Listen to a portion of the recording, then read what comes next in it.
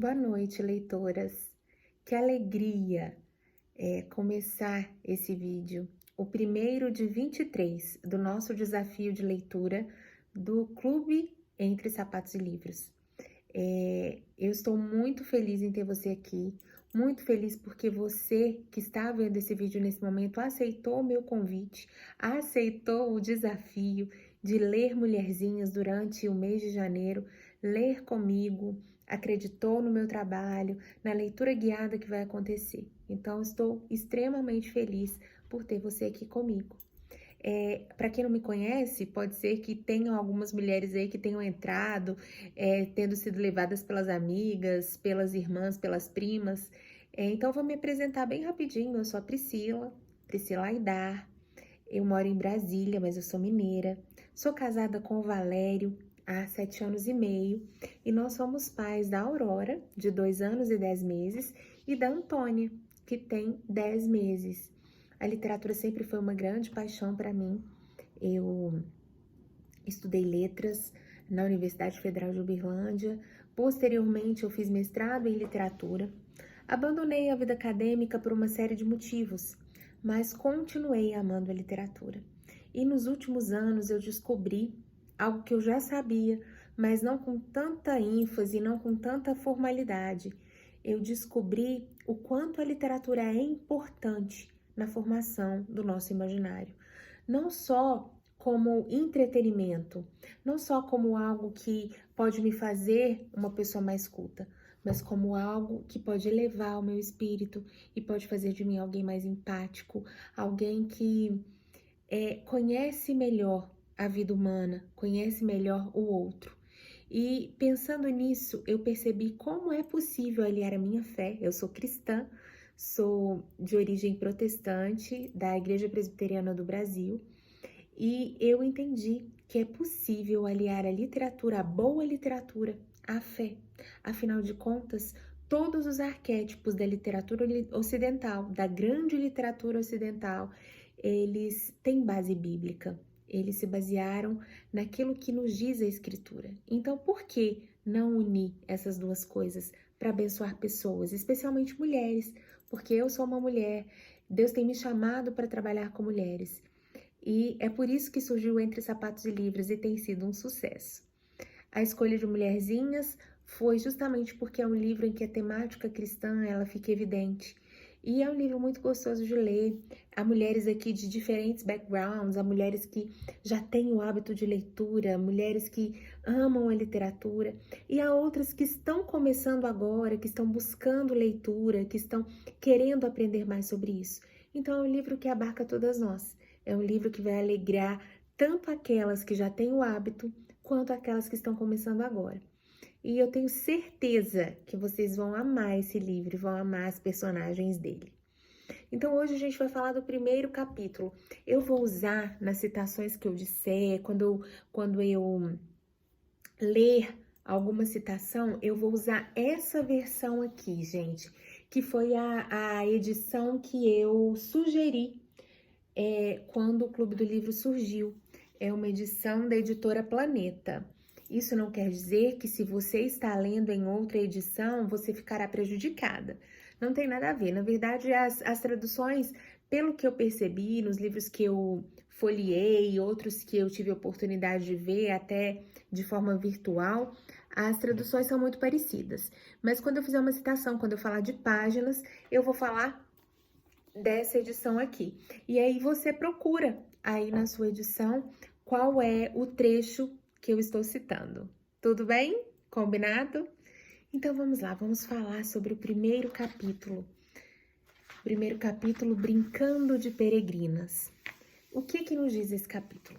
A primeira coisa que ele faz é nos apresentar as nossas personagens, né? Primeiramente, elas nos são apresentadas sem que haja uma formalidade. A partir do diálogo das meninas, a gente já começa a conhecê-las. A Luísa fez de uma forma tão natural que antes de o narrador apresentá-las, nós já as conhecemos, mesmo que um pouquinho. Então a gente já sabe que a Meg é preceptora de crianças, que ela trabalha com crianças e é algo que não a agrada muito. ela faz uma reclamaçãozinha a esse respeito. A gente sabe também que a gente descobre também ali nas primeiras páginas que a Jo, ela ama ler, né? Ela fala sobre a leitura com muita alegria, com muito prazer. A gente também descobre que ela é uma moleca, que ela gosta de se vestir como menino, que ela tem preguiça de coisas de menina. A gente descobre também que a Beth cuida da casa e toca piano, porque ela fala sobre isso. E a gente descobre que a Amy frequenta a escola, vai à escola e é um pouco vaidosa, um pouco perfeccionista. Então, assim, de cara, a gente já conhece um pouco dessas 4 irmãs, porque elas estão tendo um diálogo. E a gente percebe no diálogo delas muita reclamação e muita murmuração. Né? No inicinho, elas já estão falando a respeito do Natal, que o Natal esse ano não vai ser tão legal, que o Natal esse ano... Inclusive, eu deixei até aqui a minha árvore de Natal, eu já estou em janeiro, enquanto eu gravo esse vídeo, mas porque esses primeiros capítulos, eles fazem tanta referência ao Natal, né? Eu achei que era legal deixar aqui a árvore para vocês verem. E elas estão ali murmurando, falando, o Natal desse ano não vai ser tão bom, não vai ser tão legal. E aí a gente também conhece um pouquinho do pai, um pouquinho mesmo, porque elas dizem que o pai está na guerra, elas fazem essa referência ao pai, que o pai está na guerra e por isso o Natal não será tão interessante quanto o dos outros anos. Às vezes eu vou virar assim para olhar para o livro. E a gente também, deixa eu ver só aqui um pouquinho. Só um minuto, meninas. Na verdade, aqui nesse primeiro diálogo, elas não falam sobre o pai, né? Elas falam apenas que a mãe disse que há homens sofrendo tanto no exército naquele ano. Depois é que elas vão citar aonde está o pai, que o pai está na guerra. Então, aqui nesse início, a gente conhece um pouquinho das meninas, de Maggie, Margaret, Jo, que é Josephine, Betty, que é Elizabeth, e Amy, as 4 irmãs March, né? O sobrenome deles é March, a família March.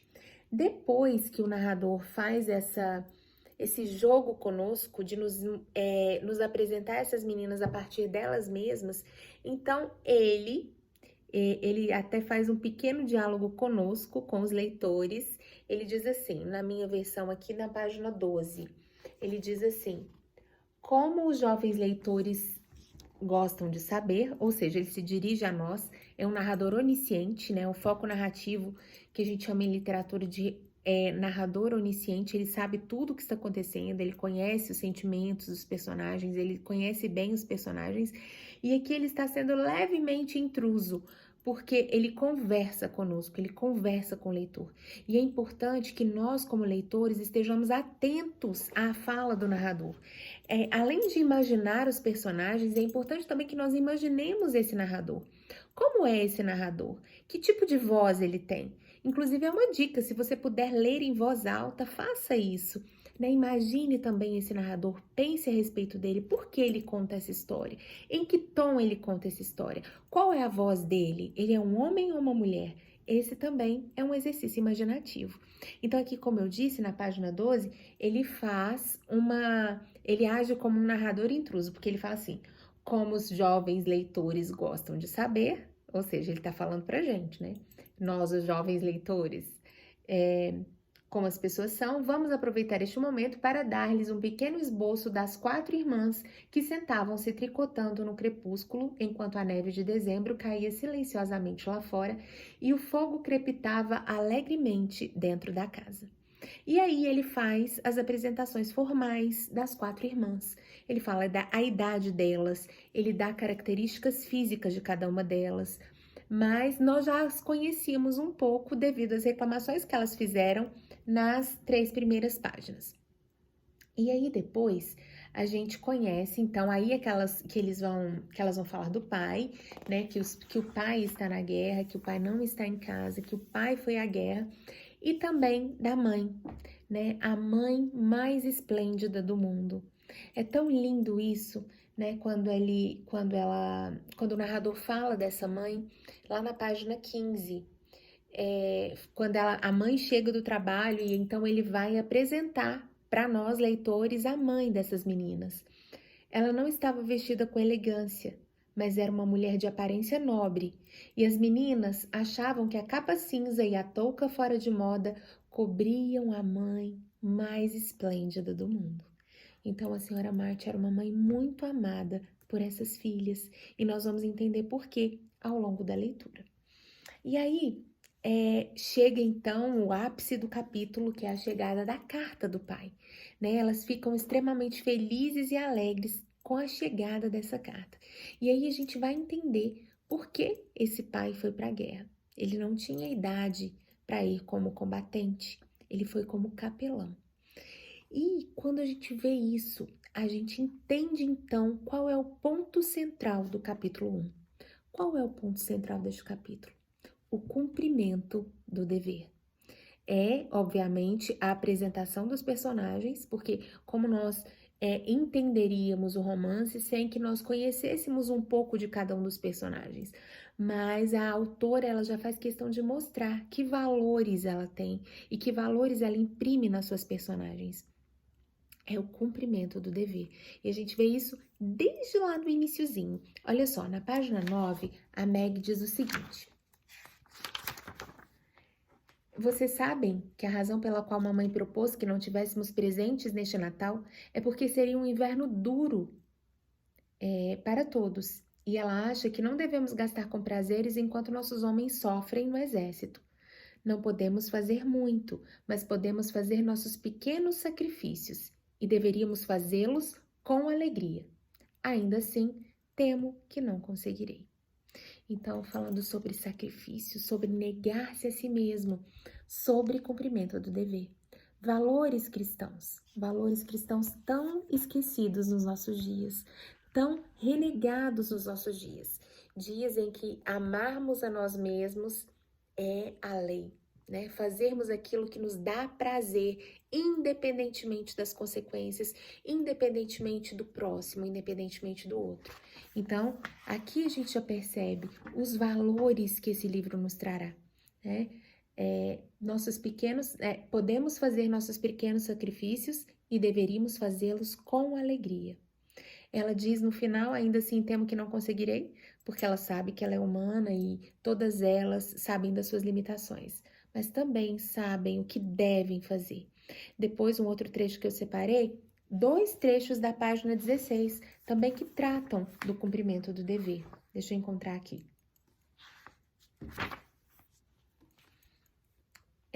A Beth pergunta para a mãe quando o pai voltará para casa, e ela diz o seguinte: ainda vai demorar muitos meses, querida, a não ser que fique doente. Ele vai permanecer lá e fazer seu trabalho lealmente pelo máximo de tempo que puder. E não pediremos que volte 1 minuto mais cedo do que possa ser liberado. Agora venham e ouçam a carta. Ou seja, 4 mulheres sozinhas, uma mãe sozinha com suas filhas em casa, e ela entende que o dever do seu marido é estar na guerra, ainda que ele não seja jovem o suficiente para combater, mas ele é um homem que pode levar alento espiritual para os combatentes, e é isso que ele faz. E essa mulher, a senhora Marty, ela encoraja esse marido, e ela diz às filhas que enquanto a guerra não terminar, enquanto ele não terminar de fazer o que ele foi para fazer ali, ele não voltará para casa. Ela não pensa em si como uma mulher sozinha com suas 4 filhas.